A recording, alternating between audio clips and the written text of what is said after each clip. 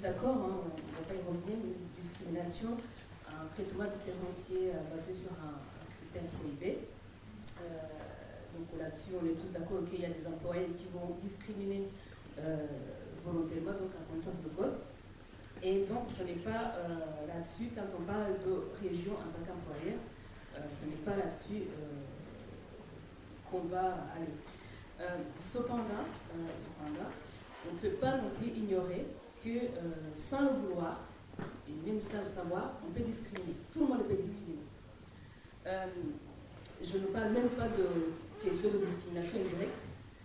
Je parle de situations de base où, par exemple, quelqu'un qui a un bon réseau, ou quelqu'un qui est bien recommandé, ou encore quelqu'un qui a fait le même parcours que nous, qui a fréquenté les mêmes écoles que nous, celui-là, s'il croise le recruteur et qu'il s'identifie à lui, il va bien évidemment être embauché. En tout cas, il aura beaucoup plus de chances d'être embauché, plus qu'un autre candidat à lambda. Et donc là-dessus, cette pratique peut toucher la région en tant qu'institution, puisque précisément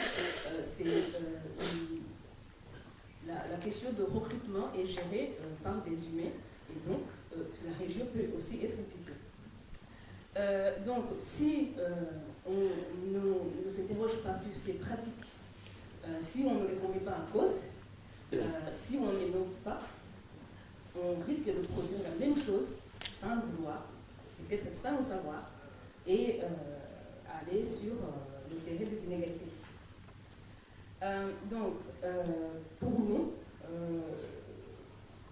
il ne suffit plus de considérer que la région met en place les solutions, les pratiques et la politique générale de discrimination sur l'ensemble du territoire, mais ce que nous demandons ici, c'est qu'est-ce que va faire la région en tant qu'employeur, en tant qu'institution, dans sa propre maison. Alors, vous aurez bien évidemment l'occasion de vous prononcer sur vos propres mesures, ce que vous pouvez faire précisément. Mais à titre d'exemple, on a en tout cas deux petites propositions à vous soumettre. D'abord, nous demandons à ce que la région s'engage sur le processus d'obtenir le label de l'égalité, donc ce qui concerne l'égalité hommes-femmes. Et Dieu sait qu'il y en a beaucoup, j'espère que les femmes sont d'accord avec moi. Ensuite, que la région s'engage de la même manière sur la question de label de diversité, qui concerne cette fois-ci les questions liées à l'origine et toujours d'autres sur le plan de ressources humaines au sein même de la région. Donc, ma question c'est est-ce que déjà vous êtes d'accord avec ces deux mesures et quelles sont les actions concrètes que vous pouvez mener pour y arriver, pour obtenir cette certification. Et nous pensons par exemple que le CV anonyme, malgré le sol qui va être réservé depuis 2006, a été emmené jusqu'à ce qu'il soit changé. Voilà, merci. Mais on sait aussi qu'il y a des fois où ça a marché, notamment si vous pouvez regarder du côté du Conseil général des sols, où en tout cas cette mesure a démontré que il a permis de démontrer une augmentation du nombre de femmes dans les filières dites techniques. Pour finir, là c'est la région, pas totalement en tant que région employeur, mais c'est connexe, enfin, c'est la région en tant que collectivité, c'est de demander à ce que la région s'engage à inciter tous les partenaires à la non-discrimination. Notamment, on pense au moment de faire des appels à projets ou alors au moment de conventionner d'associations ou pour l'attribution des subventions, enfin, de demander à tous ces partenaires de s'engager à la non-discrimination. Je vous remercie. Merci.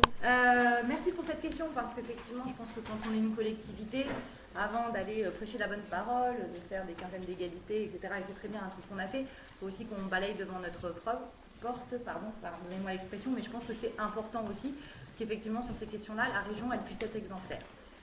Alors, On a beaucoup travaillé sur ces questions, la labellisation autour du label égalité professionnelle est en cours. La démarche, voilà, elle est en cours. C'est quelque chose qui a été notamment beaucoup porté par Cécile Kuckerman.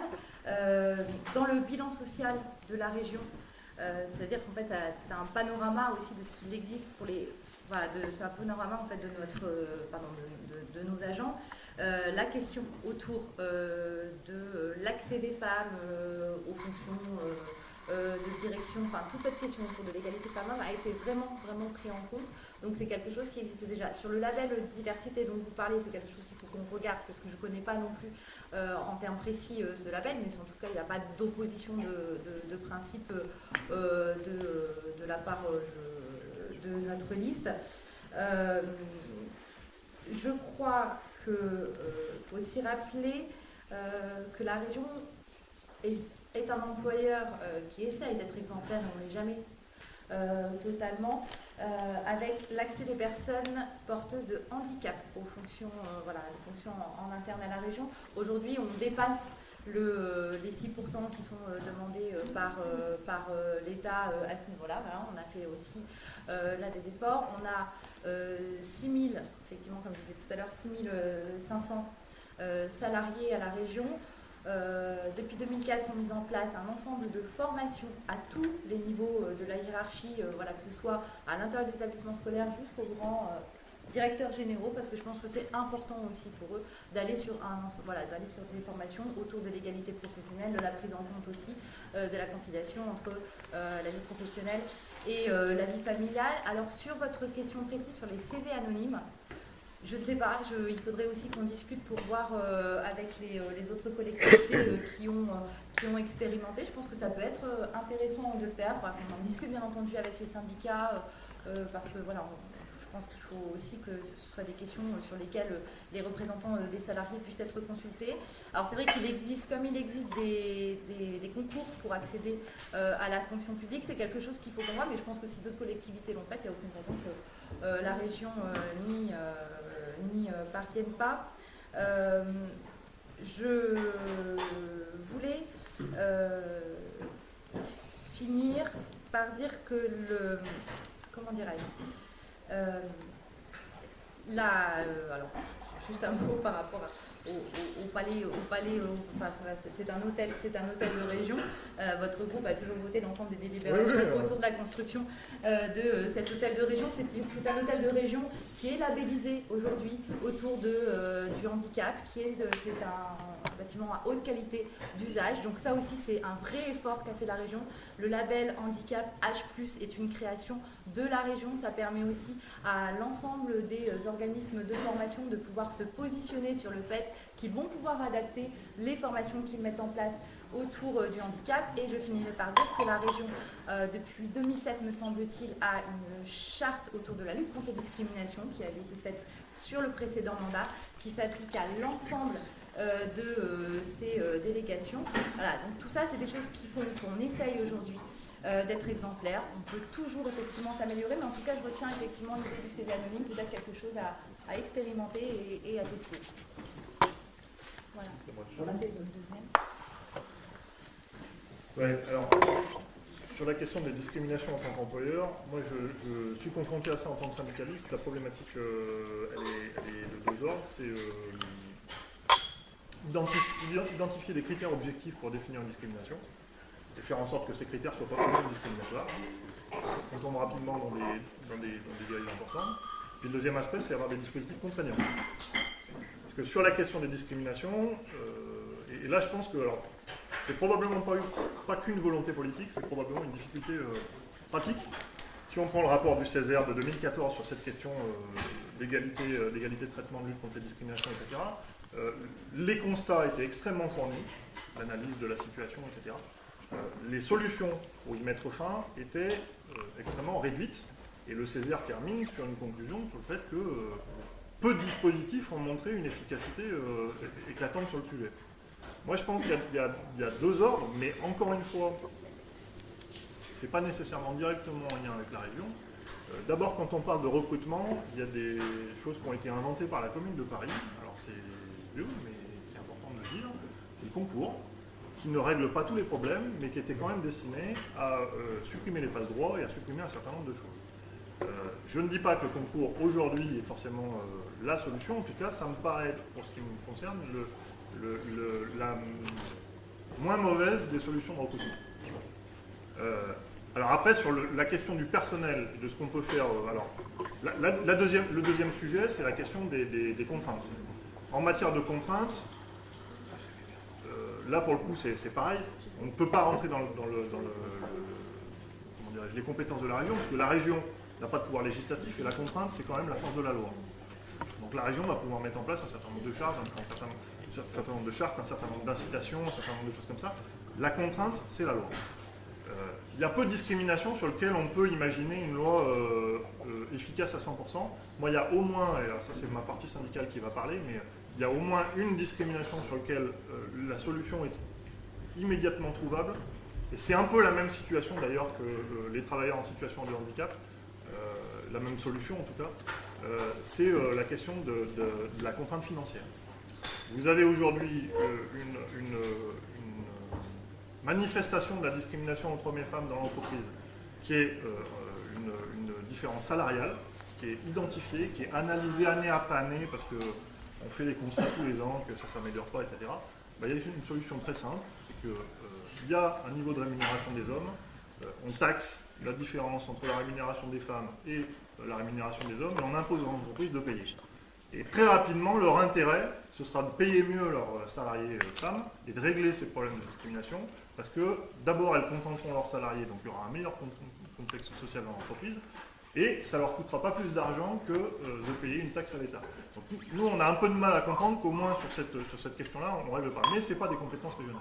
Du point de vue des compétences régionales, il me semble qu'il y a un élément sur lequel on peut intervenir. Alors pareil, je ne reviens pas sur la formation des personnels à l'accueil, etc., pour que eux-mêmes ne produisent pas de discrimination. Je pense que l'employeur a un certain nombre de leviers, et notamment le financement des formations de ses représentants, des représentants de ses salariés. Il y a un certain nombre de formations qui sont prises en charge par l'employeur et qui sont essentiellement des formations syndicales. Sur les aspects discriminatoires, il n'y a absolument rien, c'est du domaine conventionnel.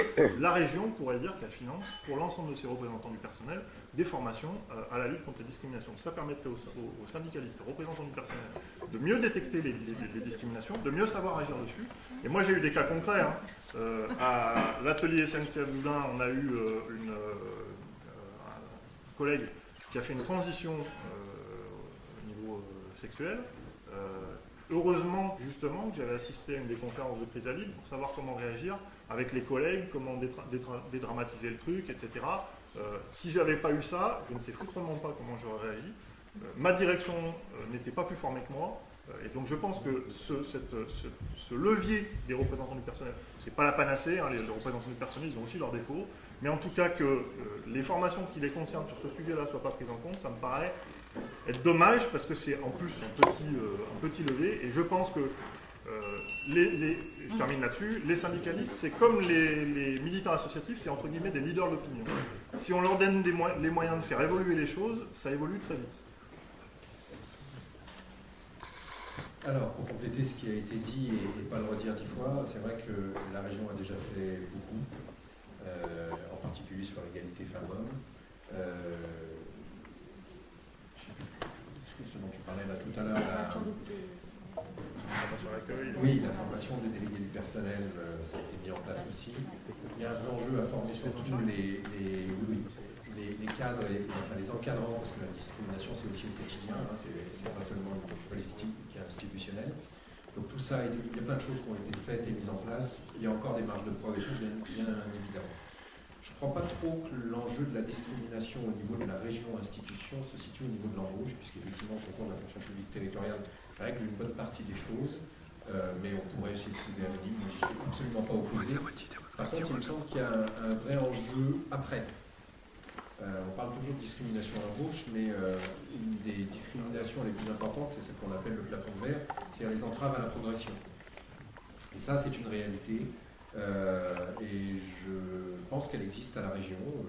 Voilà, je ne suis pas certain que ce soit tant une discrimination femmes-hommes, quoi qu'il doit y en avoir un peu, tant une discrimination ethnique, Par contre, je pense qu'il y a un vrai problème, comme dans toutes les collectivités publiques, il y a une discrimination politique.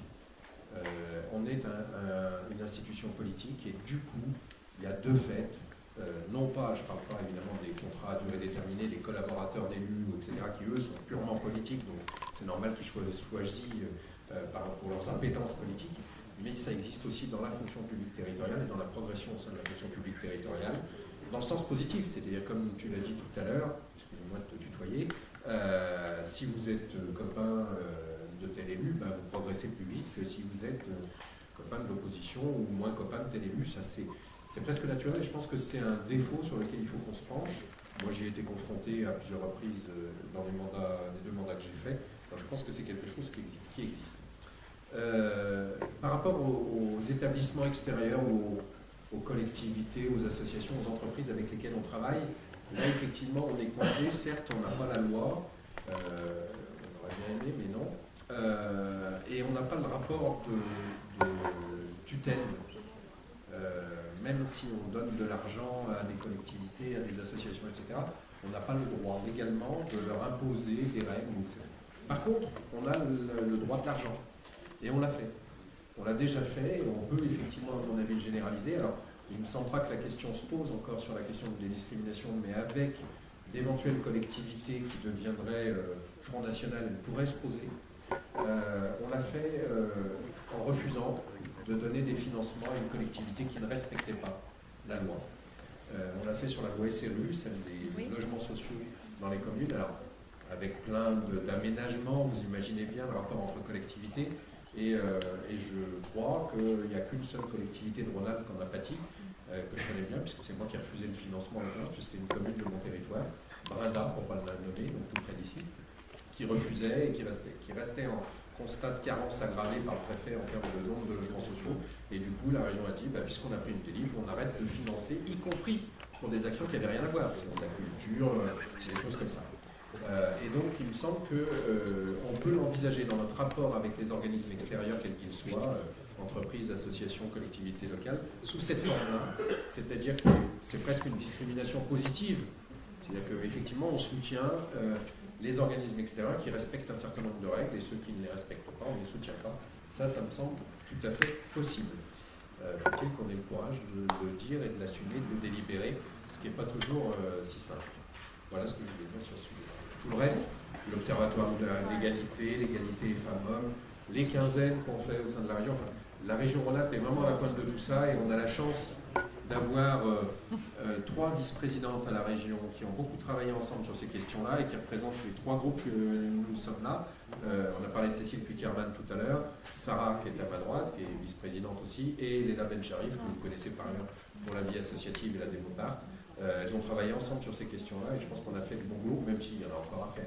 Et puis, surtout, le boulot qu'on a fait est à recommencer. Quand on parle de l'employeur région, le personnel change.